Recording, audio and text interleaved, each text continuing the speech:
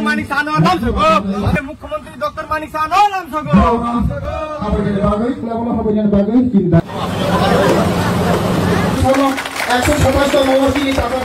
अब मन की बात में एक ऐसे विषय की बात जो हम सबके दिलों के बेहद करीब है। ये विषय है हमारे राष्ट्रगीत का, भारत का राष्ट्रगीत यानी वंदे मातरम। एक ऐसा गीत जिसका पहला शब्द ही हमारे हृदय में भावनाओं का उफान ला देता है। वंदे मातरम, इस एक शब्द में कितने ही भाव है, कितनी ऊर्जाएं हैं।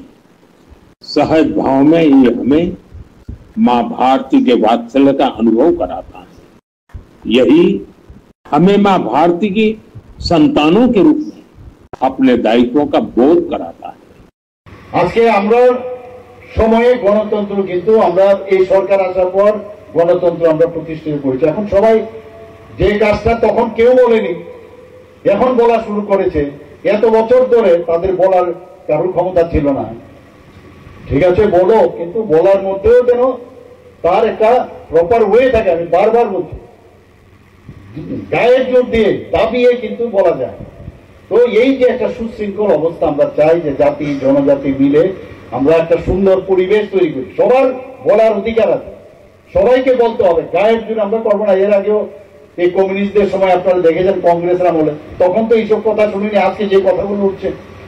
কিন্তু আমরা বলছি আমরা এই সবটা জনজাতিদের উন্নয়নে, কারণ একটা গ্রুপকে আমি আলাদা করে আমি যদি বলি না ওনাদেরকে বাদ দিয়ে আমি কাজ করবো, অসম্ভব।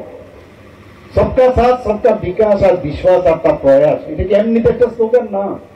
প্রতিটা ক্ষেত্রে প্রতিটা লোকের প্রতিটা বর্গ প্রতিটা জাতি গোষ্ঠী তাদের উন্নয়ন করতে হবে এবং সেই দিশায় আমাদের বারবার বলছে। একটা উল্টো পাল্টা বুঝিয়ে বিভিন্ন ভাবে সুসুড়ি দিয়ে মানুষকে ভুল বুঝানোর যে কায়দা আমরা দেখেছি, এতে করে জনজাতিদের উন্নয়ন কোনো দিন হবে না।